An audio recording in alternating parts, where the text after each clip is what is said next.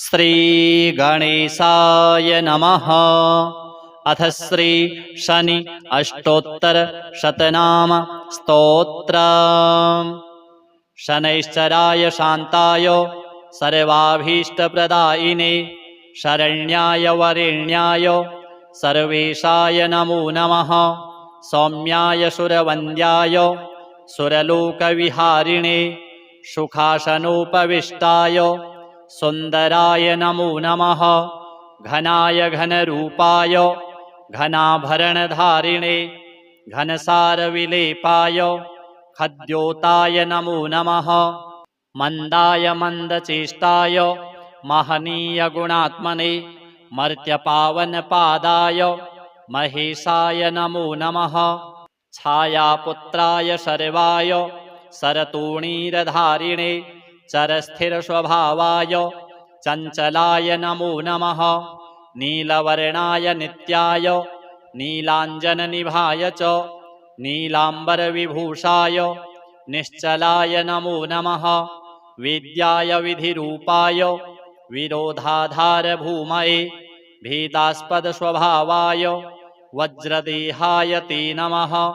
वैराग्यदाय वीराय वीतरोगभयाय च विपत्परम्परेशाय विश्ववन्द्याय ते नमः। गृध्नवाहाय गूढाय कूर्माङ्गाय कुरूपिणे कुत्सिताय गुणाढ्याय गोचराय नमो नमः। अविद्यामूलनाशाय विद्याविद्यास्वरूपिणे आयुष्यकारणायापत् उद्धर्त्रे च नमो नमः। विष्णुभक्ताय वशिने विविधागमवेदिने विधिस्तुत्याय वन्द्याय विरूपाक्षाय ते नमः। वरिष्ठाय गरिष्ठाय वज्राङ्कुशधराय च वरदाभयहस्ताय वामनाय नमो नमः। ज्येष्ठापत्नीसमेताय श्रेष्ठाय मितभाषिणे कष्टौघनाशकर्याय पुष्टिदाय नमो नमः। स्तुत्याय स्तोत्रगम्याय भक्तिवश्याय भानवे भानुपुत्राय भव्याय पावनाय नमो नमः। धनुर्मण्डलसंस्थाय धनदाय धनुष्मते तनुप्रकाशदेहाय तामसाय नमो नमः। अशेषजनवन्द्याय विशेषफलदायिने वशीकृतजनेशाय पशूनां पतये नमः। खेचराय खगेशाय घननीलाम्बराय च काठिन्यमानसायार्य गणस्तुत्याय ते नमः। नीलच्छत्राय नित्याय निर्गुणाय गुणात्मने निरामयाय निन्द्याय वन्दनीयाय ते नमः। धीराय दिव्यदेहाय दीनार्तिहरणाय च दैन्यनाशकरायार्य जनगण्याय ते नमः।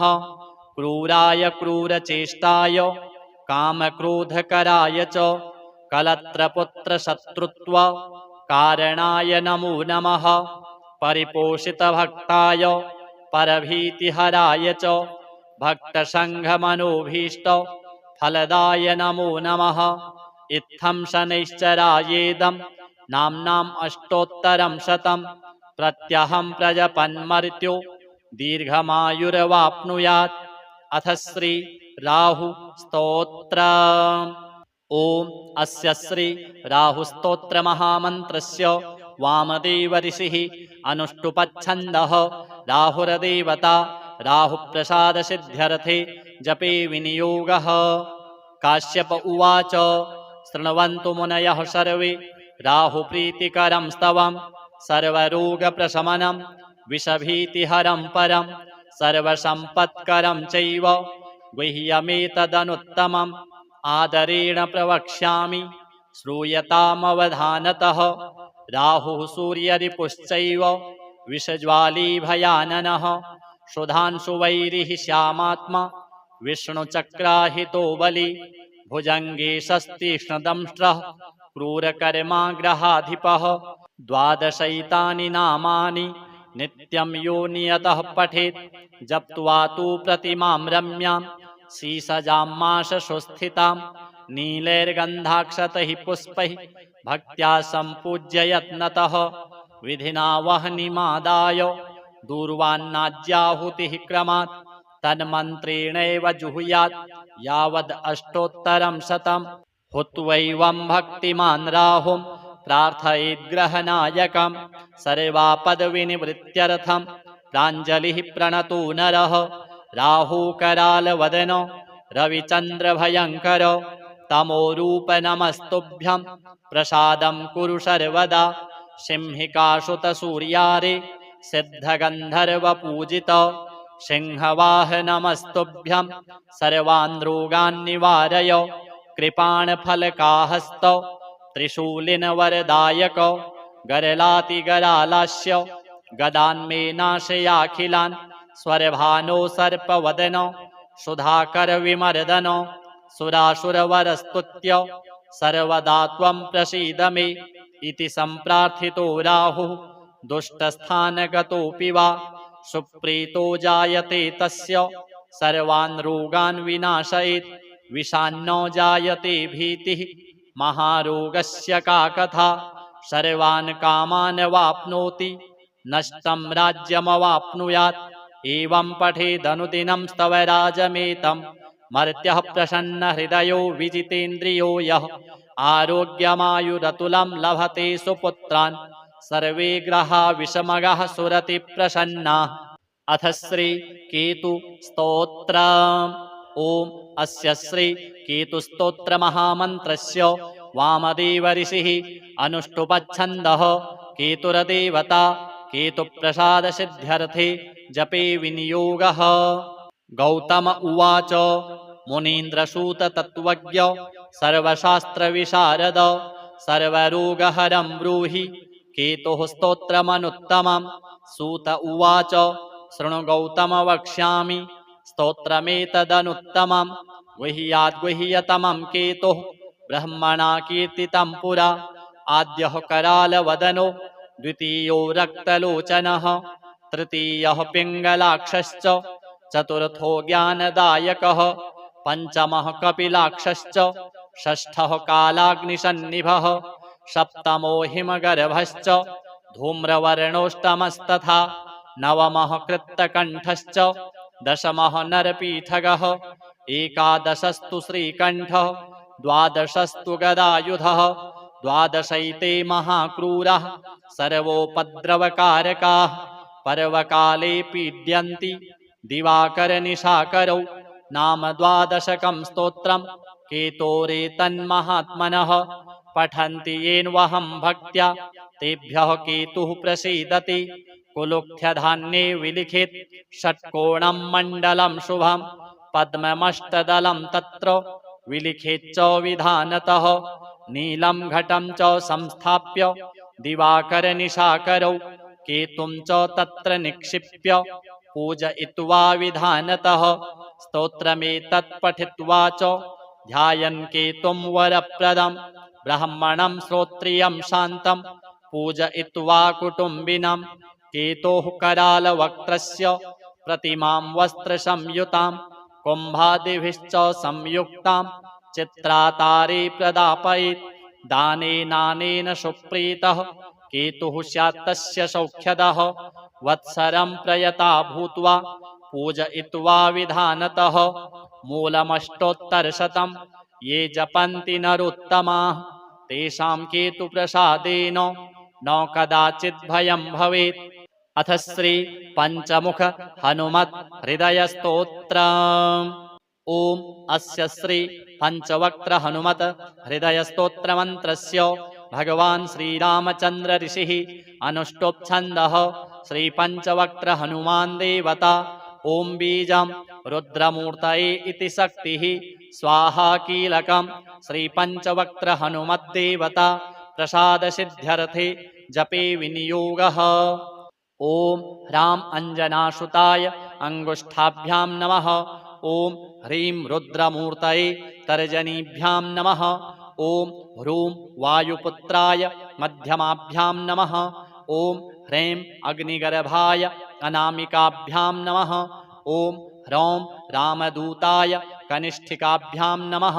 ॐ ह्रः पञ्चवक्त्र हनुमते करतलकरपृष्ठाभ्यां नमः इति करन्यासः। ॐ ह्रां अञ्जनासुताय हृदयाय नमः। ॐ ह्रीं रुद्रमूर्तये शिरसे स्वाहा। ॐ ह्रूं वायुपुत्राय शिखायै वषट्। ॐ ह्रीं अग्निगर्भाय कवचाय हुं। ॐ ह्रौं रामदूताय नेत्रत्रयाय वषट्। ॐ ह्रः पञ्चवक्त्र हनुमते अस्त्राय फट् इति हृदयादिषडङ्गन्यासः। ॐ भूर्भुवः स्वरोमिति दिग्बन्धः। अथ ध्यानम्। ध्यायेद्बालदिवाकरद्युतिनिभं देवारिदर्पापहं देवेन्द्रप्रमुखैः प्रशस्तयशसं देदीप्यमानं ऋचा सुग्रीवादिसमस्तवानरयुतं सुव्यक्ततत्त्वप्रियं संरक्तारुणलोचनं पवनजं पीताम्बरालङ्कृताम्। ॐ नमो वायुपुत्राय पञ्चवक्त्राय ते नमः। नमोऽस्तु दीर्घबालाय राक्षसान्तकराय च वज्रदेह नमस्तुभ्यं शताननमदापः सीतासन्तोषकर्ण नमो राघव किङ्कर सृष्टिप्रवर्तक नमो महास्थित नमो नमः। कलाकाष्ठस्वरूपाय माससंवत्सरात्मक नमस्ते ब्रह्मरूपाय शिवरूपाय ते नमः। नमो विष्णुस्वरूपाय सूर्यरूपाय ते नमः। नमो वह्निस्वरूपाय नमो गगनचारिणे सर्वरम्भावनचर अशोकवननाशक नमो कैलासनिलय मलयाचलसंश्रय नमो रावणनाशाय इन्द्रजिद्वधकारिणे महादेवात्मक नमो।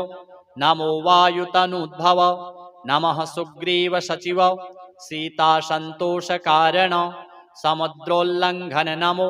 सौमित्रेः प्राणदायक महावीर नमस्तुभ्यं दीर्घबाहो नमो नमः। दीर्घबाल नमस्तुभ्यं वज्रदेह नमो नमः। छायाग्रहहर नमो वरसौम्यमुखे क्षण सर्वदेव सुसंसेव्य मुनिसङ्घ नमस्कृत अर्जुनध्वज संवास कृष्णार्जुन सुपूजित धर्मार्थकाममोक्षाख्य पुरुषार्थप्रवर्तक ब्रह्मास्त्रवन्द्य भगवन् आहतासुरनायक भक्तकल्पमहाभुज भूतवेतालनाशक दुष्टग्रहहरानन्त वासुदेव नमोऽस्तुते।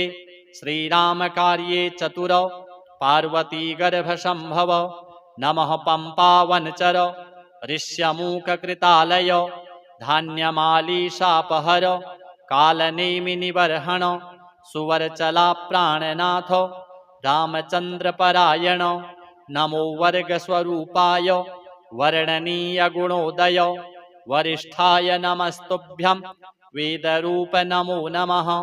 नमस्तुभ्यं नमस्तुभ्यं भूयो भूयो नमाम्यहम् इति ते कथितं देवि हृदयं श्रीहनुमतः। सर्वसम्पत्करं पुण्यं सर्वसौख्यविवर्धनं दुष्टभूतग्रहहरं क्षयापस्मारनाशनं यस्त्वात्मनियमो भक्त्या वायुसूनोः सुमङ्गलं हृदयं पठते नित्यं स ब्रह्मसदृशो भवेत्। अजप्तं हृदयं य इमं मन्त्रं जपति मानवः स दुःखं शीघ्रमाप्नोति मन्त्रसिद्धिर्न जायते।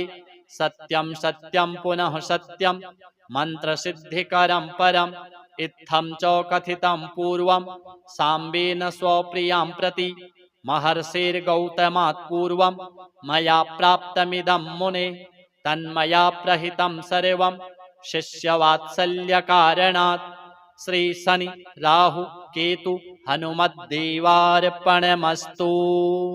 अथ श्री शनि अष्टोत्तर शतनाम स्तोत्रम्। शनैश्चराय शान्ताय सर्वाभीष्टप्रदायिने शरण्याय वरेण्याय सर्वेशाय नमो नमः। सौम्याय सुरवन्द्याय सुरलोकविहारिणे सुखासनोपविष्टाय सुन्दराय नमो नमः।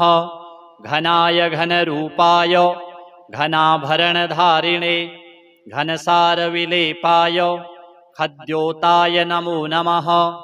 मन्दाय मन्दचेष्टाय महनीयगुणात्मने मर्त्यपावनपादाय महेशाय नमो नमः। छायापुत्राय शर्वाय शरतोणीरधारिणे चरस्थिरस्वभावाय चञ्चलाय नमो नमः। नीलवर्णाय नित्याय नीलाञ्जननिभाय च नीलाम्बरविभूषाय निश्चलाय नमो नमः। विद्याय विधिरूपाय विरोधाधारभूमये भेदास्पदस्वभावाय वज्रदेहाय ते नमः। वैराग्यदाय वीराय वीतरोगभयाय च विपत्परम्परेशाय विश्ववन्द्याय ते नमः। गृध्नवाहाय गूढाय कूर्माङ्गाय कुरूपिणे कुत्सिताय गुणाढ्याय गोचराय नमो नमः। अविद्यामूलनाशाय विद्यास्वरूपिणे आयुष्यकारणायापत् उद्धर्त्रे च नमो नमः। विष्णुभक्ताय वशिने विविधागमवेदिने विधिस्तुत्याय वन्द्याय विरूपाक्षाय ते नमः। वरिष्ठाय गरिष्ठाय वज्राङ्कुशधराय च वरदाभयहस्ताय वामनाय नमो नमः। ज्येष्ठापत्नीसमेताय श्रेष्ठाय मितभाषिणे कष्टौघनाशकर्याय पुष्टिदाय नमो नमः। स्तुत्याय स्तोत्रगम्याय भक्तिवश्याय भानवे भानुपुत्राय भव्याय पावनाय नमो नमः। धनुर्मण्डलसंस्थाय धनदाय धनुष्मते तनुप्रकाशदेहाय तामसाय नमो नमः। अशेषजनवन्द्याय विशेषफलदायिने वशीकृतजनेशाय पशूनां पतये नमः। खेचराय खगेशाय घननीलाम्बराय च काठिन्यमानसायार्य गणस्तुत्याय ते नमः। नीलच्छत्राय नित्याय निर्गुणाय गुणात्मने निरामयाय निन्द्याय वन्दनीयाय ते नमः। धीराय दिव्यदेहाय दीनार्तिहरणाय च दैन्यनाशकरायार्य जनगण्याय ते नमः। क्रूराय क्रूरचेष्टाय कामक्रोधकराय च कलत्रपुत्रशत्रुत्व कारणाय नमो नमः। परिपोषितभक्ताय परभीतिहराय च भक्तसङ्घमनोभीष्ट फलदाय नमो नमः। इत्थं शनैश्चरायेदं नाम्नाम् अष्टोत्तरं शतं प्रत्यहं प्रजपन्मर्त्यो दीर्घमायुर्वाप्नुयात्। अथ श्री राहु स्तोत्र। ओम अस्य श्री राहुस्तोत्र महामन्त्रस्य वामदेव ऋषिः अनुष्टुपच्छन्दः राहुर्देवता राहुप्रसादसिद्ध्यर्थे जपे विनियोगः। काश्यप उवाच शृण्वन्तु मुनयः सर्वे राहुप्रीतिकरं स्तवं सर्वरोगप्रशमनं विषभीतिहरं परं सर्वसम्पत्करं चैव गुह्यमेतदनुत्तमम् आदरेण प्रवक्ष्यामि श्रूयतामवधानतः। राहुः सूर्यरिपुश्चैव विषज्वाली भयाननः सुधांशुवैरिः श्यामात्मा विष्णुचक्राहितो बली भुजङ्गे षस्तीक्ष्णदंष्ट्रः क्रूरकर्माग्रहाधिपः। द्वादशैतानि नामानि नित्यं यो नियतः पठेत् जप्त्वा तु प्रतिमां रम्यां शीसजामाशसुस्थितां नीलैर्गन्धाक्षतैः पुष्पैः भक्त्या सम्पूज्य यत्नतः विधिना वह्निमादाय दूर्वान्नाज्याहुतिः क्रमात् तन्मन्त्रेणैव जुहुयात् यावद् अष्टोत्तरं शतं। हुत्वैवं भक्तिमान् राहुं प्रार्थयेद्ग्रहनायकं सर्वापदविनिवृत्त्यर्थं प्राञ्जलिः प्रणतो नरः। राहुकरालवदनो रविचन्द्रभयङ्कर तमोरूप नमस्तुभ्यं प्रसादं कुरु सर्वदा सिंहिकासुत सूर्यारे सिद्धगन्धर्वपूजित सिंहवाहनमस्तुभ्यं सर्वान् रोगान् निवारय कृपाणफलकाहस्त त्रिशूलिनवरदायक गरलातिगरालास्य गदान्मे नाशयाखिलान् स्वरभानो सर्पवदन सुधाकर विमर्दन सुरासुरवरस्तुत्य सर्वदा त्वं प्रसीद मे इति सम्प्रार्थितो राहुः दुष्टस्थानगतोऽपि वा सुप्रीतो जायते तस्य सर्वान् रोगान् विनाशयेत् विषान्नो जायते भीतिः महारोगस्य का कथा सर्वान् कामान् वाप्नोति नष्टं राज्यमवाप्नुयात् एवं पठेदनुदिनं स्तव राजमेतं मर्त्यः प्रसन्नहृदयो विजितेन्द्रियो यः आरोग्यमायुरतुलं लभते सुपुत्रान् सर्वे ग्रहा विषमगः सुरति प्रसन्नाः। अथ श्री केतु स्तोत्र। ओम अस्य श्री केतु स्तोत्र महामन्त्रस्य वामदेव ऋषिः अनुष्टुपच्छन्दः केतुरदेवता केतुप्रसाद सिद्ध्यर्थे जपे विनियोगः। गौतम उवाच मुनीन्द्रसूत तत्त्वज्ञ सर्वशास्त्रविशारद सर्वरोगहरं ब्रूहि केतुः स्तोत्रमनुत्तमं। सूत उवाच शृणु गौतम वक्ष्यामि स्तोत्रमेतदनुत्तमं गुह्याद्गुह्यतमं केतुः ब्रह्मणा कीर्तितं पुरा। आद्यः करालवदनो द्वितीयो रक्तलोचनः तृतीयः पिङ्गलाक्षश्च चतुर्थो ज्ञानदायकः पञ्चमः कपिलाक्षश्च षष्ठः कालाग्निसन्निभः सप्तमो हिमगर्भश्च धूम्रवर्णोष्टमस्तथा नवमः कृत्तकण्ठश्च दशमः नरपीठगः एकादशस्तु श्रीकण्ठः द्वादशस्तु गदायुधः द्वादशैते महाक्रूरः सर्वोपद्रवकारकाः पर्वकाले पीड्यन्ति दिवाकरनिशाकरौ। नाम द्वादशकं स्तोत्रं केतोरेतन्महात्मनः पठन्ति येन्वहं भक्त्या तेभ्यः केतुः प्रसीदति।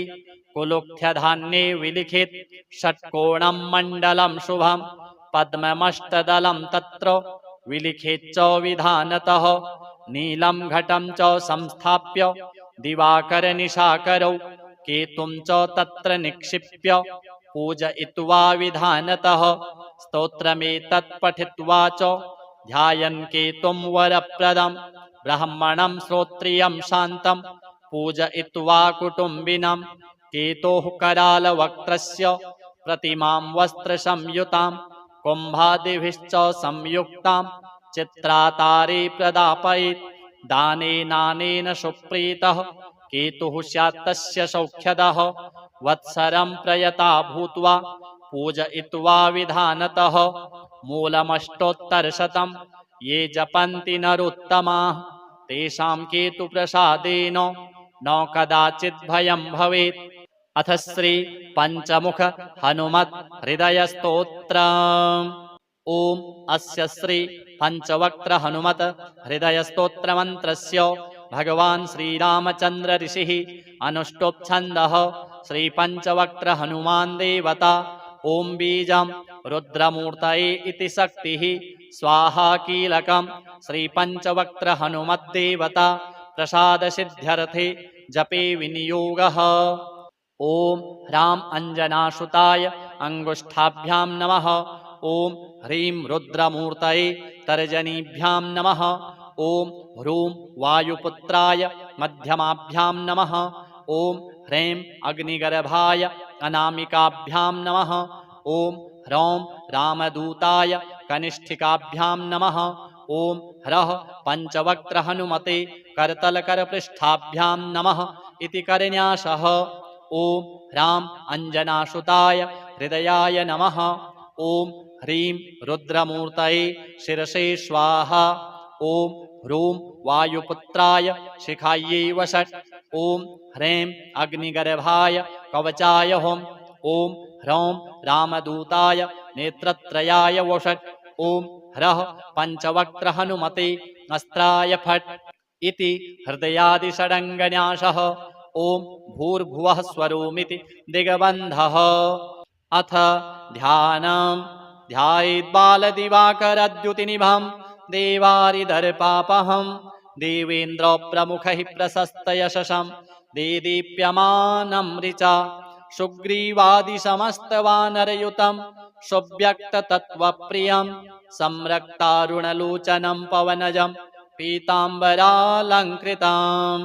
ॐ नमो वायुपुत्राय पञ्चवक्त्राय ते नमः। नमोऽस्तु दीर्घबालाय राक्षसान्तकराय च वज्रदेह नमस्तुभ्यं शताननमदापः सीतासन्तोषकर्ण नमो राघव किङ्कर सृष्टिप्रवर्तक नमो महास्थित नमो नमः। कलाकाष्ठस्वरूपाय माससंवत्सरात्मक नमस्ते ब्रह्मरूपाय शिवरूपाय ते नमः। नमो विष्णुस्वरूपाय सूर्यरूपाय ते नमः।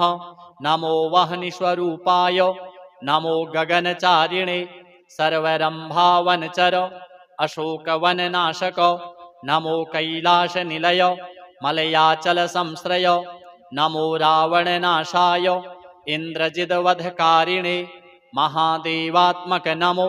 नमो वायुतनुद्भव नमः सुग्रीवसचिव सीतासन्तोषकारण समुद्रोल्लङ्घन नमो। सौमित्रेः प्राणदायक महावीर नमस्तुभ्यं दीर्घबाहो नमो नमः। दीर्घबाल नमस्तुभ्यं वज्रदेह नमो नमः।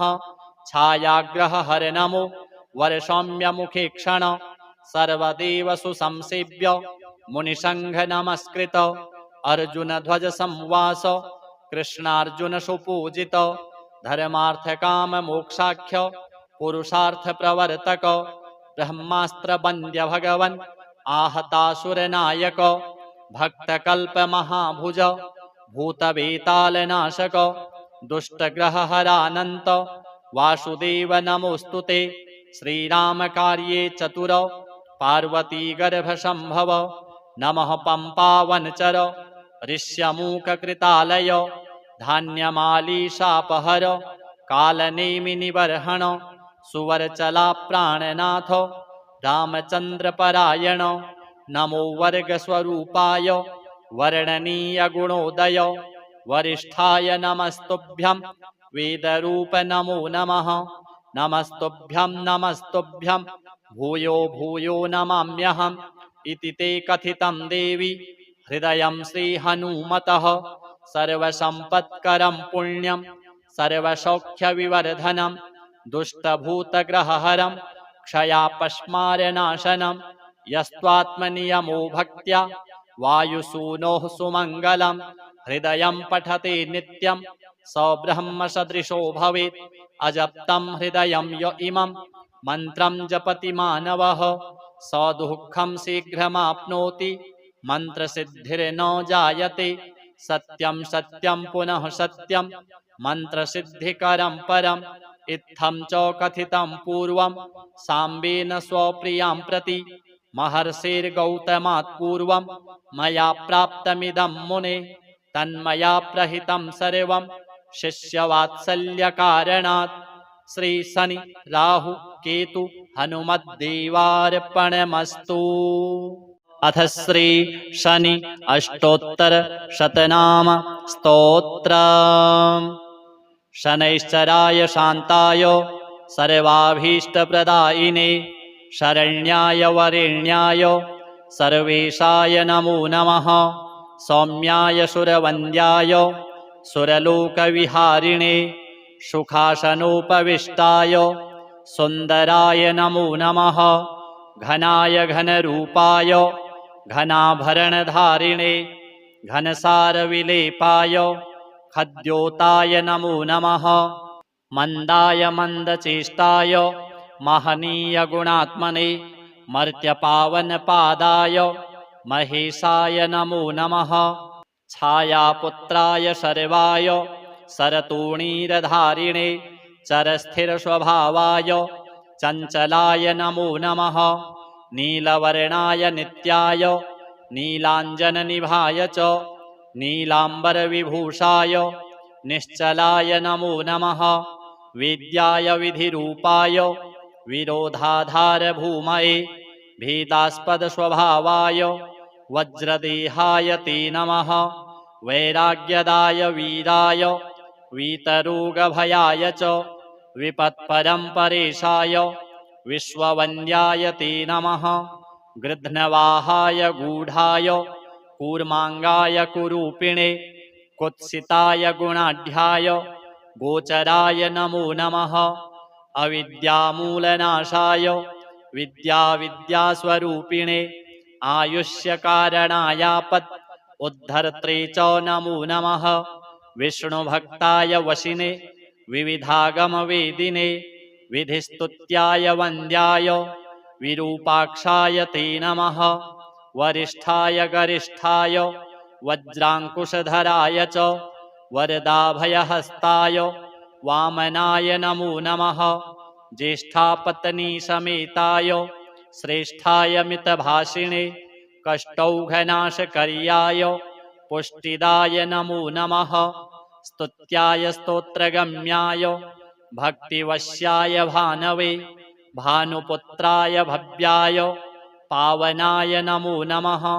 धनुर्मण्डलसंस्थाय धनदाय धनुष्मते तनुप्रकाशदेहाय तामसाय नमो नमः। अशेषजनवन्द्याय विशेषफलदायिने वशीकृतजनेशाय पशूनां पतये नमः। खेचराय खगेशाय घननीलाम्बराय च काठिन्यमानसायार्य गणस्तुत्याय ते नमः। नीलच्छत्राय नित्याय निर्गुणाय गुणात्मने निरामयाय निन्द्याय वन्दनीयाय ते नमः। धीराय दिव्यदेहाय दीनार्तिहरणाय च दैन्यनाशकरायार्य जनगण्याय ते नमः। क्रूराय क्रूरचेष्टाय कामक्रोधकराय च कलत्रपुत्रशत्रुत्व कारणाय नमो नमः। परिपोषितभक्ताय परभीतिहराय च भक्तसङ्घमनोभीष्ट फलदाय नमो नमः। इत्थं शनैश्चरायेदं नाम्नाम् अष्टोत्तरं शतं प्रत्यहं प्रजपन्मर्त्यो दीर्घमायुर्वाप्नुयात्। अथ श्री राहु स्तोत्र। ओम अस्य श्री राहुस्तोत्र महामन्त्रस्य वामदेव ऋषिः अनुष्टुपच्छन्दः राहुर्देवता राहुप्रसादसिद्ध्यर्थे जपे विनियोगः। काश्यप उवाच शृण्वन्तु मुनयः सर्वे राहुप्रीतिकरं स्तवं सर्वरोगप्रशमनं विषभीतिहरं परं सर्वसम्पत्करं चैव गुह्यमेतदनुत्तमम् आदरेण प्रवक्ष्यामि श्रूयतामवधानतः। राहुः सूर्यरिपुश्चैव विषज्वालीभयाननः सुधांशुवैरिः श्यामात्मा विष्णुचक्राहितो बली भुजङ्गे षस्तीक्ष्णदंष्ट्रः क्रूरकर्माग्रहाधिपः। द्वादशैतानि नामानि नित्यं यो नियतः पठेत् जप्त्वा तु प्रतिमां रम्यां शीसजामाशसुस्थितां नीलैर्गन्धाक्षतैः पुष्पैः भक्त्या सम्पूज्य यत्नतः विधिना वह्निमादाय दूर्वान्नाज्याहुतिः क्रमात् तन्मन्त्रेणैव जुहुयात् यावद् अष्टोत्तरं शतं। हुत्वैवं भक्तिमान् राहुं प्रार्थयेद्ग्रहनायकं सर्वापदविनिवृत्त्यर्थं प्राञ्जलिः प्रणतो नरः। राहुकरालवदन रविचन्द्रभयङ्कर तमोरूप नमस्तुभ्यं प्रसादं कुरु सर्वदा। सिंहिकासुतसूर्यारे सिद्धगन्धर्वपूजित सिंहवाह नमस्तुभ्यं सर्वान् रोगान् निवारय। कृपाणफलकाहस्त त्रिशूलिनवरदायक गरलातिगरालास्य गदान्मे नाशयाखिलान् स्वरभानो सर्पवदन सुधाकरविमर्दन सुरासुरवरस्तुत्य सर्वदा त्वं प्रसीद मे इति सम्प्रार्थितो राहुः दुष्टस्थानगतोऽपि वा सुप्रीतो जायते तस्य सर्वान् रोगान् विनाशयेत् विषान्नो जायते भीतिः महारोगस्य का कथा सर्वान् कामान् वाप्नोति नष्टं राज्यमवाप्नुयात् एवं पठेदनुदिनं स्तवराजमेतं मर्त्यः प्रसन्नहृदयो विजितेन्द्रियो यः आरोग्यमायुरतुलं लभते सुपुत्रान् सर्वे ग्रहा विषमगः सुरति प्रसन्नाः। अथ श्री केतु स्तोत्र। ओम अस्य श्री केतु स्तोत्र महामन्त्रस्य वामदेव ऋषिः अनुष्टुपच्छन्दः केतुरदेवता केतुप्रसाद सिद्ध्यर्थे जपे विनियोगः। गौतम उवाच मुनीन्द्रसूत तत्त्वज्ञ सर्वशास्त्रविशारद सर्वरोगहरं ब्रूहि केतुः स्तोत्रमनुत्तमं। सूत उवाच शृणु गौतम वक्ष्यामि स्तोत्रमेतदनुत्तमं गुह्याद्गुह्यतमं केतुः ब्रह्मणा कीर्तितं पुरा। आद्यः करालवदनो द्वितीयो रक्तलोचनः तृतीयः पिङ्गलाक्षश्च चतुर्थो ज्ञानदायकः पञ्चमः कपिलाक्षश्च षष्ठः कालाग्निसन्निभः सप्तमो हिमगर्भश्च धूम्रवर्णोष्टमस्तथा नवमः कृत्तकण्ठश्च दशमः नरपीठगः एकादशस्तु श्रीकण्ठः द्वादशस्तु गदायुधः द्वादशैते महाक्रूरः सर्वोपद्रवकारकाः पर्वकाले पीड्यन्ति दिवाकरनिशाकरौ नाम द्वादशकं स्तोत्रं केतोरेतन्महात्मनः पठन्ति येन्वहं भक्त्या तेभ्यः केतुः प्रसीदति। कुलुक्थ्यधान्ये विलिखित षट्कोणं मण्डलं शुभं पद्ममष्टदलं तत्र विलिखेच्च विधानतः नीलं घटं च संस्थाप्य दिवाकरनिशाकरौ केतुं च तत्र निक्षिप्य पूजयित्वा विधानतः स्तोत्रमेतत् पठित्वा च ध्यायन् केतुं वरप्रदं ब्राह्मणं श्रोत्रियं शान्तं पूजयित्वा कुटुम्बिनं केतोः करालवक्त्रस्य प्रतिमां वस्त्रसंयुतां कुम्भादिभिश्च संयुक्तां चित्रातारे प्रदापयेत् दानेनानेन सुप्रीतः केतुः स्यात् तस्य सौख्यदः वत्सरं प्रयता भूत्वा पूजयित्वा विधानतः मूलमष्टोत्तरशतं ये जपन्ति नरोत्तमाः तेषां केतुप्रसादेन न कदाचित् भयं भवेत्। अथ श्री पंचमुख हनुमत् हृदय स्तोत्र। ओम अस्य श्री पंचवक्त्र हनुमत हृदय स्तोत्र मंत्रस्य भगवान श्रीरामचंद्र ऋषिः अनुष्टुप् श्री पंचवक्त्र हनुमान देवता। ओम बीजं रुद्रमूर्तये इति शक्तिः स्वाहा कीलकं श्री पंचवक्त्र हनुमद्देवता प्रसाद सिद्ध्यर्थे जपे विनियोगः। ओम ह्रां अंजनासुताय अंगुष्ठाभ्यां नमः। ओम ह्रीं रुद्रमूर्तये तर्जनीभ्यां नमः। ओम ह्रूं वायुपुत्राय मध्यमाभ्यां नमः। ओम ह्रीं अग्निगर्भाय अनामिकाभ्यां नमः। ओम ह्रौं रामदूताय कनिष्ठिकाभ्यां नमः। ओम ह्रः पंचवक्त्र हनुमते करतलकरपृष्ठाभ्यां नमः इति करन्यासः। ओम ह्रां अंजनासुताय हृदयाय नमः। ओम ह्रीं रुद्रमूर्तये शिरसे स्वाहा। ओम ह्रूं वायुपुत्राय शिखायै वषट्। ओम ह्रीं अग्निगर्भाय कवचाय हुम्। ओम ह्रौं रामदूताय नेत्रत्रयाय वषट्। ओम ह्रः पंचवक्त्र हनुमते अस्त्राय फट् इति हृदयादिषडङ्गन्यासः। ओम भूर्भुवः स्वरोमिति दिग्बन्धः। अथ ध्यानम् ध्यायेद्बालदिवाकरद्युतिनिभं देवारिदर्पापहं देवेन्द्रप्रमुखैः प्रशस्तयशसं देदीप्यमानं ऋचा सुग्रीवादिसमस्तवानरयुतं सुव्यक्ततत्त्वप्रियं संरक्तारुणलोचनं पवनजं पीताम्बरालङ्कृताम्। ओम नमो वायुपुत्राय पञ्चवक्त्राय ते नमः। नमोऽस्तु दीर्घबालाय राक्षसान्तकराय च। वज्रदेह नमस्तुभ्यं शताननमदापः। सीतासन्तोषकर्ण नमो राघव किङ्कर। सृष्टिप्रवर्तक नमो महास्थित नमो नमः। कलाकाष्ठस्वरूपाय माससंवत्सरात्मक नमस्ते ब्रह्मरूपाय शिवरूपाय ते नमः। नमो विष्णुस्वरूपाय सूर्यरूपाय ते नमः।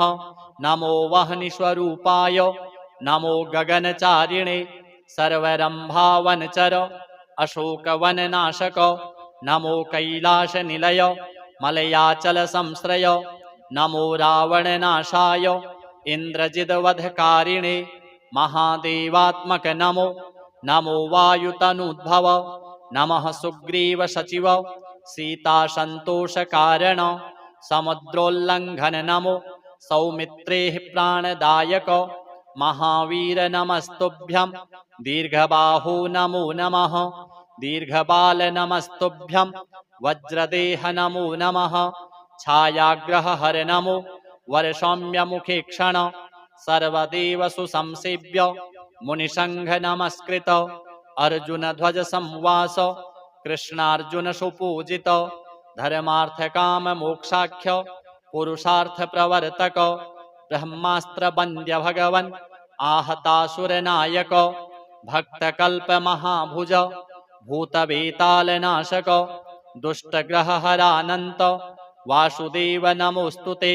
श्रीरामकार्ये चतुर पार्वती गर्भसम्भव नमः पम्पावनचर ऋष्यमूककृतालय धान्यमालीशापहर कालनेमिनिबर्हण सुवरचला प्राणनाथ रामचन्द्रपरायण।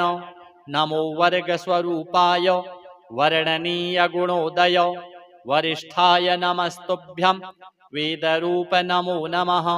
नमस्तुभ्यं नमस्तुभ्यं भूयो भूयो नमाम्यहम्। इति ते कथितं देवि हृदयं श्रीहनुमतः।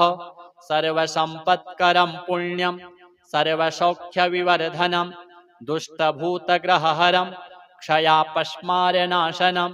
यस्त्वात्मनियमो भक्त्या वायुसूनोः सुमङ्गलं।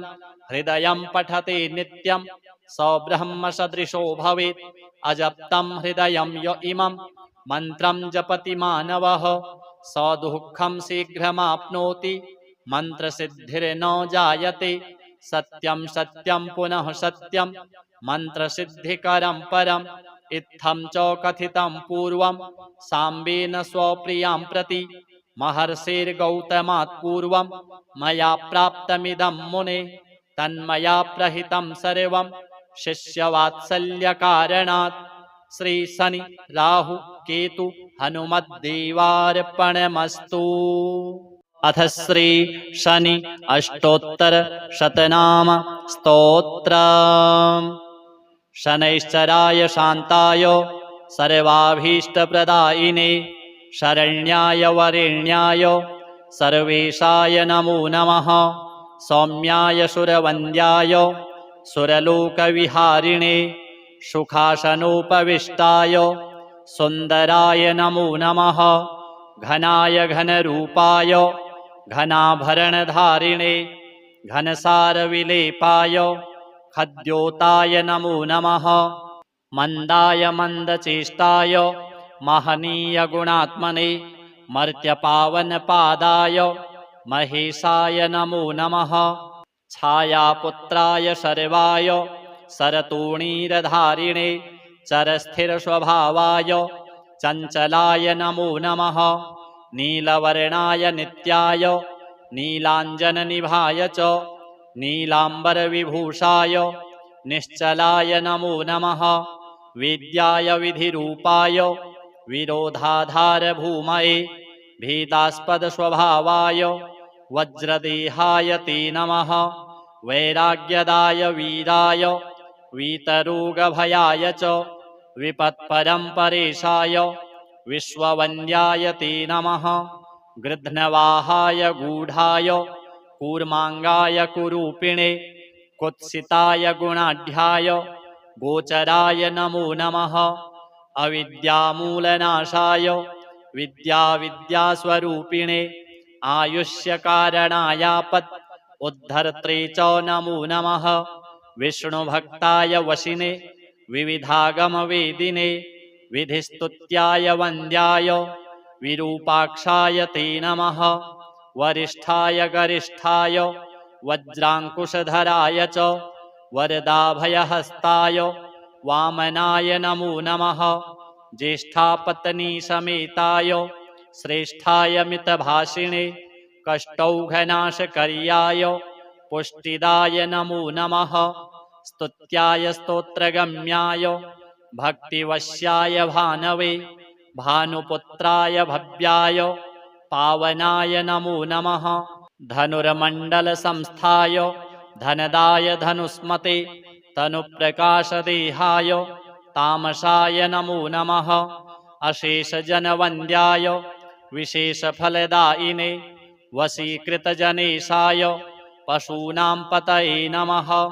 खेचराय खगेशाय घननीलाम्बराय च काठिन्यमानसायार्य गणस्तुत्याय ते नमः।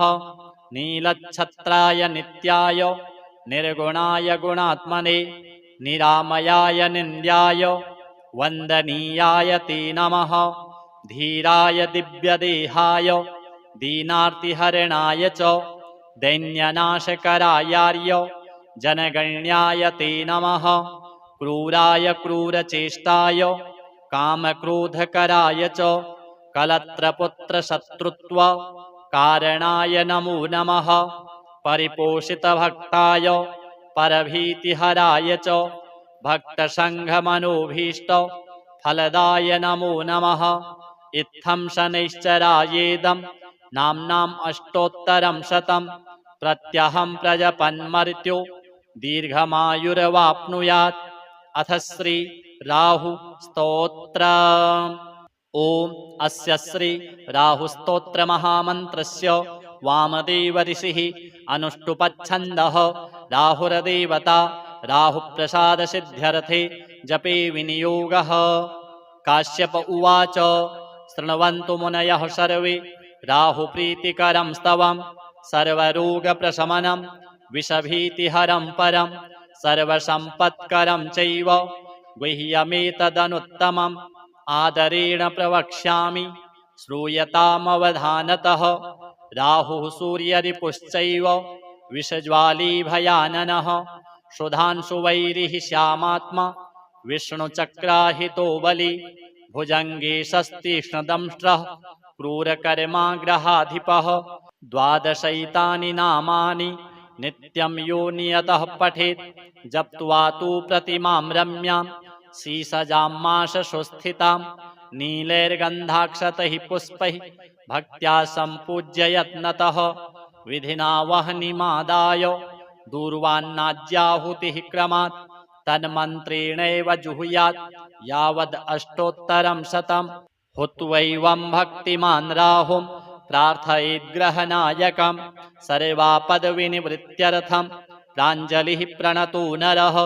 राहुकरालवदनो रविचन्द्रभयङ्कर तमोरूप नमस्तुभ्यं प्रसादं कुरु सर्वदा। सिंहिकासुतसूर्यारे सिद्धगन्धर्वपूजित सिंहवाहनमस्तुभ्यं सर्वान् रोगान् निवारय।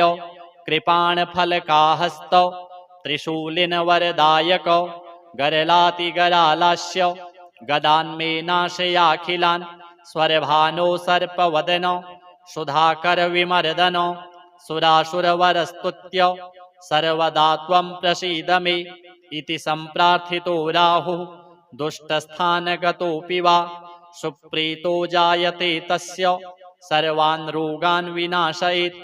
विषान्नो जायते भीतिः महारोगस्य का कथा सर्वान् कामान् वाप्नोति नष्टं राज्यमवाप्नुयात्। एवं पठेदनुदिनं स्तवराजमेतं मर्त्यः प्रसन्नहृदयो विजितेन्द्रियो यः आरोग्यमायुरतुलं लभते सुपुत्रान् सर्वे ग्रहा विषमगः सुरति प्रसन्नाः। अथ श्री केतु स्तोत्र। ॐ अस्य श्री केतुस्तोत्रमहामन्त्रस्य वामदेव ऋषिः अनुष्टुपच्छन्दः केतुरदेवता केतुप्रसादसिद्ध्यर्थे जपे विनियोगः। गौतम उवाच मुनीन्द्रसूततत्त्वज्ञ सर्वशास्त्रविशारद सर्वरोगहरं ब्रूहि केतुः स्तोत्रमनुत्तमम्। सूत उवाच शृणु गौतम वक्ष्यामि स्तोत्रमेतदनुत्तमम्। गुह्याद्गुह्यतमं केतुः ब्रह्मणा कीर्तितं पुरा।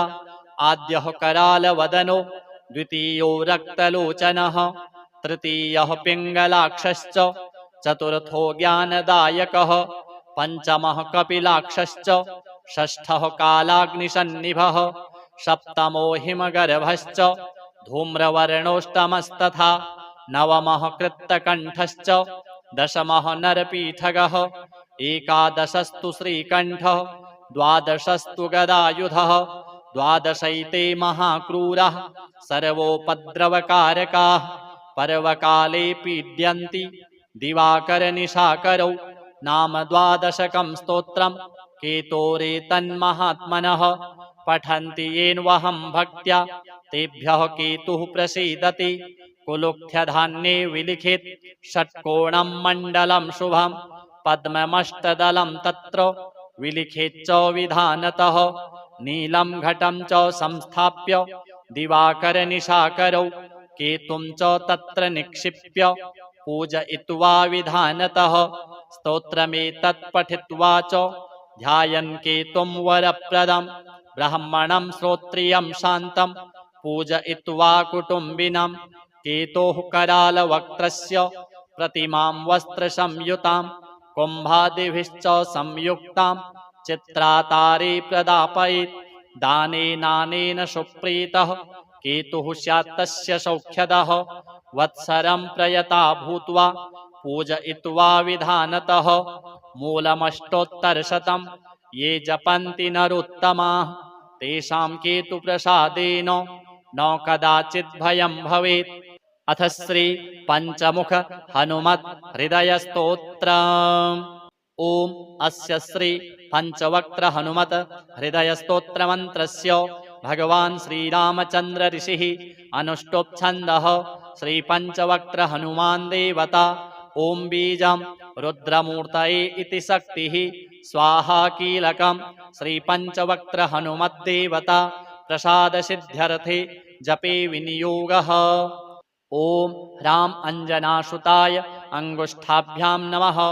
ओम ह्रीं रुद्रमूर्तये तर्जनीभ्यां नमः। ओम ह्रूं वायुपुत्राय मध्यमाभ्यां नमः। ओम ह्रीं अग्निगर्भाय अनामिकाभ्यां नमः। ओम ह्रौं रामदूताय कनिष्ठिकाभ्यां नमः। ओम ह्रः पंचवक्त्र हनुमते करतलकरपृष्ठाभ्यां नमः इति करन्यासः। ओम ह्रां अंजनासुताय हृदयाय नमः।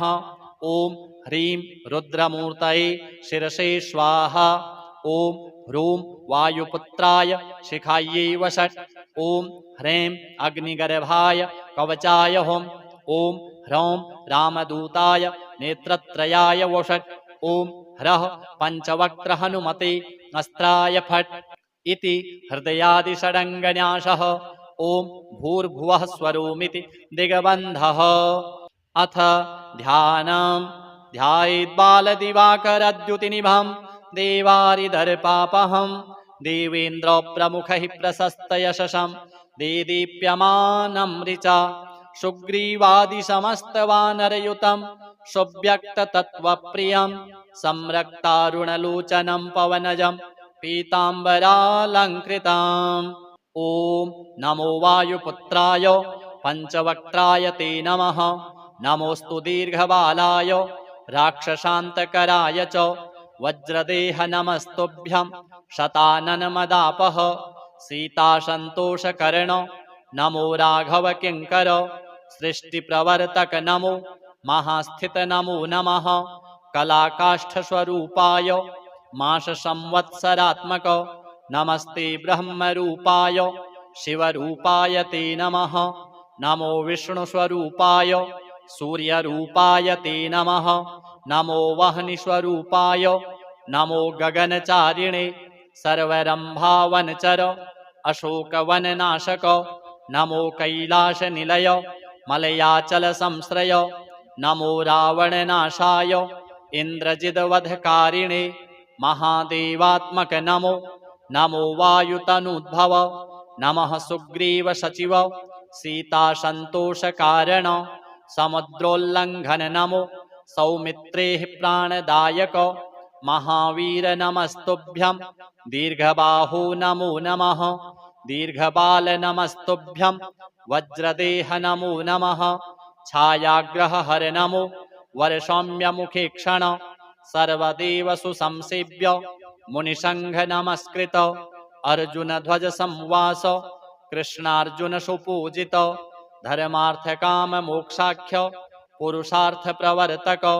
ब्रह्मास्त्र वंद्य भगवन आहतासुर नायक भक्तकल्प महाभुज भूतवेताल नाशक दुष्टग्रह हरानंत वासुदेव नमोस्तुते श्रीराम कार्ये चतुर पार्वती गर्भ संभव नमः पंपावनचर ऋष्यमूक कृतालय धान्यमाली शापहर कालनेमि निबर्हण सुवरचला प्राणनाथ रामचंद्र परायण नमो वर्ग स्वरूपाय वर्णनीय गुणोदय वरिष्ठाय नमस्तुभ्यं वेदरूप नमो नमः नमस्तुभ्यं भूयो भूयो नमाम्यहम् इति ते कथितं देवी हृदयं श्रीहनुमतः सर्वसम्पत्करं पुण्यं सर्वसौख्यविवर्धनं दुष्टभूतग्रहहरं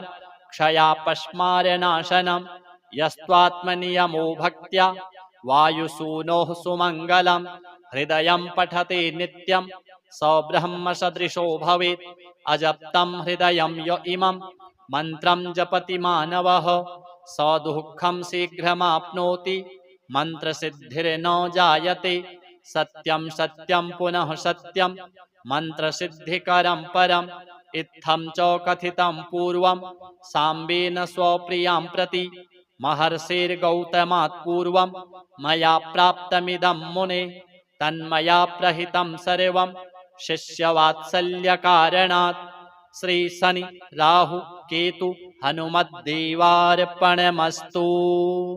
अथ श्री शनि अष्टोत्तर शतनाम स्तोत्रम्। शनैश्चराय शान्ताय सर्वाभीष्टप्रदायिने शरण्याय वरेण्याय सर्वेशाय नमो नमः सौम्याय सुरवन्द्याय सुरलोकविहारिणे सुखासनोपविष्टाय सुन्दराय नमो नमः घनाय घनरूपाय घनाभरणधारिणे घनसारविलेपाय खद्योताय नमो नमः मन्दाय मन्दचेष्टाय महनीय गुणात्मने मर्त्यपावनपादाय महेशाय नमो नमः छायापुत्राय सर्वाय सरतोणीरधारिणे चरस्थिरस्वभावाय चञ्चलाय नमो नमः नीलवर्णाय नित्याय नीलाञ्जननिभाय च नीलाम्बरविभूषाय निश्चलाय नमो नमः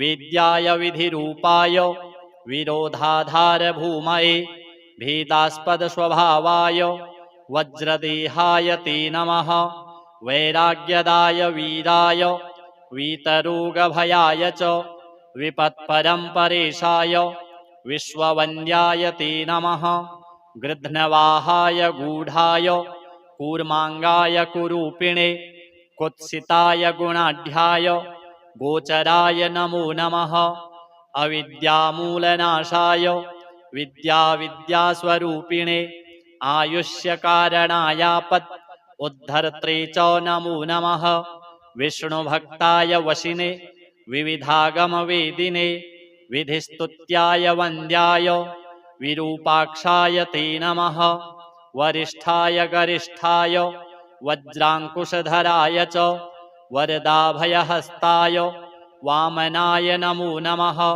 ज्येष्ठा पत्नी समेताय श्रेष्ठाय मितभाषिणे कष्टौघनाशकर्याय पुष्टिदाय नमो नमः।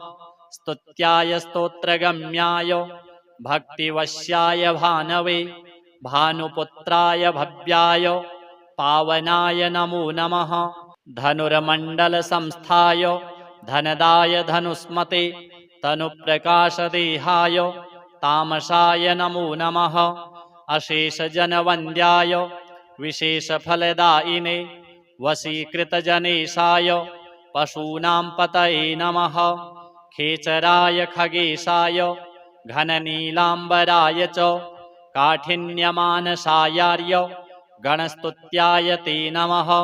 नीलच्छत्राय नित्याय निर्गुणाय गुणात्मने निरामयाय निन्द्याय वन्दनीयाय ते नमः।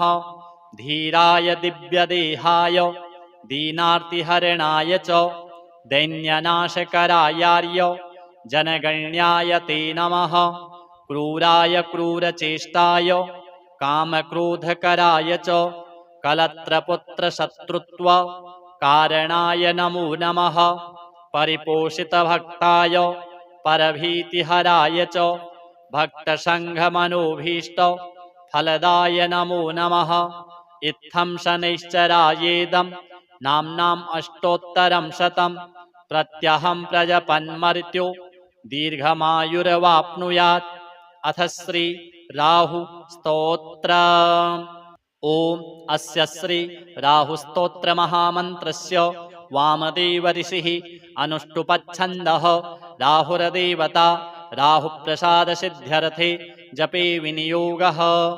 काश्यप उवाच शृण्वन्तु मुनयः सर्वे राहुप्रीतिकरं स्तवं सर्वरोगप्रशमनं विषभीतिहरं परं सर्वसम्पत्करं चैव गुह्यमेतदनुत्तमम् आदरेण प्रवक्ष्यामि श्रूयतामवधानतः। राहुः सूर्यरिपुश्चैव विषज्वाली भयाननः सुधांशुवैरिः श्यामात्मा विष्णुचक्राहितो बली भुजङ्गेशस्तीक्ष्णदंष्ट्रः क्रूरकर्माग्रहाधिपः। द्वादशैतानि नामानि नित्यं यो नियतः पठेत् जप्त्वा तु प्रतिमां रम्यां शीसजामाशुस्थितां नीलैर्गन्धाक्षतैः पुष्पैः भक्त्या सम्पूज्य यत्नतः विधिना वह्निमादाय दूर्वान्नाज्याहुतिः क्रमात् तन्मन्त्रेणैव जुहुयात् यावद् अष्टोत्तरं शतं।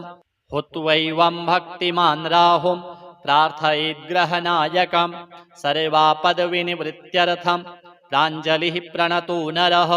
राहुकरालवदनो रविचन्द्रभयङ्कर तमोरूप नमस्तुभ्यं प्रसादं कुरु सर्वदा। सिंहिकासुतसूर्यारे सिद्धगन्धर्वपूजित सिंहवाह नमस्तुभ्यं सर्वान् रोगान् निवारय। कृपाणफलकाहस्त त्रिशूलिनवरदायक गरलातिगरालास्य गदान्मे नाशयाखिलान् स्वरभानो सर्पवदन सुधाकर विमर्दन सुरासुरवरस्तुत्य सर्वदा त्वं प्रसीद मे इति सम्प्रार्थितो राहुः दुष्टस्थानगतोऽपि वा सुप्रीतो जायते तस्य सर्वान् रोगान् विनाशयेत्। विषान्नो जायते भीतिः महारोगस्य का कथा सर्वान् कामान् वाप्नोति नष्टं राज्यमवाप्नुयात्। एवं पठेदनुदिनं स्तवराजमेतं मर्त्यः प्रसन्नहृदयो विजितेन्द्रियो यः आरोग्यमायुरतुलं लभते सुपुत्रान् सर्वे ग्रहा विषमगः सुरति प्रसन्नाः। अथ श्री केतु स्तोत्र। ओम अस्य श्री केतुस्तोत्र महामन्त्रस्य वामदेव ऋषिः अनुष्टुपच्छन्दः केतुर्देवता केतुप्रसादसिद्ध्यर्थे जपे विनियोगः। गौतम उवाच मुनीन्द्रसूततत्त्वज्ञ सर्वशास्त्रविशारद सर्वरोगहरं ब्रूहि केतुः स्तोत्रमनुत्तमं। सूत उवाच शृणु गौतम वक्ष्यामि स्तोत्रमेतदनुत्तमं गुह्याद्गुह्यतमं केतुः ब्रह्मणा कीर्तितं पुरा आद्यः करालवदनो द्वितीयो रक्तलोचनः तृतीयः पिङ्गलाक्षश्च चतुर्थो ज्ञानदायकः पंचमः कपिलाक्षश्च षष्ठः कालाग्निसन्निभः सप्तमो हिमगर्भश्च धूम्रवर्णोष्टमस्तथा नवमः कृत्तकण्ठश्च दशमः नरपीठगः एकादशस्तु श्रीकण्ठः द्वादशस्तु गदायुधः द्वादशैते महाक्रूरः सर्वोपद्रवकारकाः पर्वकाले पीड्यन्ति दिवाकरनिशाकरौ नाम द्वादशकं स्तोत्रम् केतोरेतन्महात्मनः पठन्ति येन्वहं भक्त्या तेभ्यः केतुः प्रसीदति कुलुक्थ्यधान्ये विलिखित षट्कोणं मण्डलं शुभं पद्ममष्टदलं तत्र विलिखेच्च विधानतः नीलं घटं च संस्थाप्य दिवाकरनिशाकरौ केतुं च तत्र निक्षिप्य पूजयित्वा विधानतः स्तोत्रमेतत् पठित्वा च ध्यायन् केतुं वरप्रदं ब्राह्मणं श्रोत्रियं शान्तं पूजयित्वा कुटुम्बिनं केतोः करालवक्त्रस्य प्रतिमां वस्त्रसंयुतां कुम्भादिभिश्च संयुक्तां चित्रातारे प्रदापयेत् दानेनानेन सुप्रीतः केतुः स्यात् तस्य सौख्यदः वत्सरं प्रयता भूत्वा पूजयित्वा विधानतः मूलमष्टोत्तरशतं ये जपन्ति नरोत्तमाः तेषां केतुप्रसादेन न कदाचित् भयं भवेत्। अथ श्री पंचमुख हनुमत् हृदय स्तोत्रम्। ओम अस्य श्री पंचवक्त्र हनुमत हृदय स्तोत्र मंत्रस्य भगवान् श्रीरामचंद्र ऋषिः अनुष्टोप्छन्दः श्री पंचवक्त्र हनुमान् देवता ओम बीजं रुद्रमूर्तये इति शक्तिः स्वाहा कीलकं श्री पंचवक्त्र हनुमद्देवता प्रसाद सिद्ध्यर्थे जपे विनियोगः। ओम ह्रां अंजनासुताय अंगुष्ठाभ्यां नमः। ओम ह्रीं रुद्रमूर्तये तर्जनीभ्यां नमः। ओम ह्रूं वायुपुत्राय मध्यमाभ्यां नमः। ओम ह्रीं अग्निगर्भाय अनामिकाभ्यां नमः। ओम ह्रौं रामदूताय कनिष्ठिकाभ्यां नमः। ओम ह्रः पंचवक्त्र हनुमते करतलकरपृष्ठाभ्यां नमः इति करन्यासः। ओम ह्रां अंजनासुताय हृदयाय नमः। ओम ह्रीं रुद्रमूर्तये शिरसे स्वाहा। ओम ह्रूं वायुपुत्राय शिखायै वषट्। ओम ह्रीं अग्निगर्भाय कवचाय हुम्। ओम ह्रौं रामदूताय नेत्रत्रयाय वषट्। ओम ह्रः पंचवक्त्र हनुमते अस्त्राय फट् इति हृदयादिषडङ्गन्यासः। ओम भूर्भुवः स्वरोमिति दिग्बन्धः। अथ ध्यानम्। ध्यायेद्बालदिवाकरद्युतिनिभं देवारिदर्पापहं देवेन्द्रप्रमुखैः प्रशस्तयशसं देदीप्यमानं ऋचा सुग्रीवादिसमस्तवानरयुतं सुव्यक्ततत्त्वप्रियं संरक्तारुणलोचनं पवनजं पीताम्बरालङ्कृताम्। ओम नमो वायुपुत्राय पंचवक्त्राय ते नमः। नमोस्तु दीर्घबालाय राक्षसान्तकराय च वज्रदेह नमस्तुभ्यं शताननमदापः सीतासन्तोषकर्ण नमो राघव किङ्कर सृष्टिप्रवर्तक नमो महास्थित नमो नमः कलाकाष्ठस्वरूपाय माससंवत्सरात्मक नमस्ते ब्रह्मरूपाय शिवरूपाय ते नमः। नमो विष्णुस्वरूपाय सूर्यरूपाय ते नमः।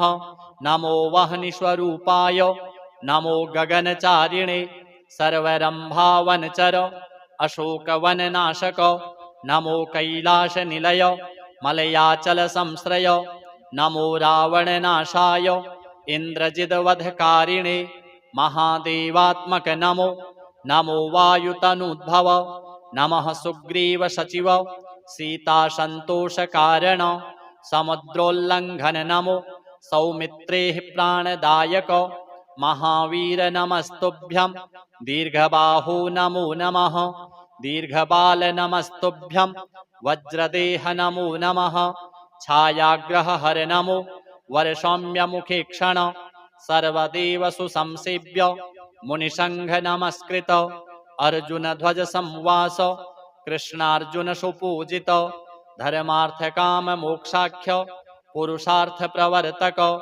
ब्रह्मास्त्र वन्द्य भगवन् आहतासुर नायक भक्त कल्प महाभुज भूत बेताल नाशक दुष्ट ग्रह हरानंत वासुदेव नमोस्तुते श्रीराम कार्ये चतुर पार्वती गर्भ संभव नमः पंपावनचर ऋष्यमूक कृतालय धान्यमाली शापहर कालनेमि निबर्हण सुवरचला प्राणनाथ रामचंद्र परायण नमो वर्ग स्वरूपाय वर्णनीय गुणोदय वरिष्ठाय नमस्तुभ्यं वेदरूप नमो नमः नमस्तुभ्यं नमस्तुभ्यं भूयो भूयो नमाम्यहम् इति ते कथितं देवी हृदयं श्रीहनुमतः सर्वसम्पत्करं पुण्यं सर्वसौख्यविवर्धनं दुष्टभूतग्रहहरं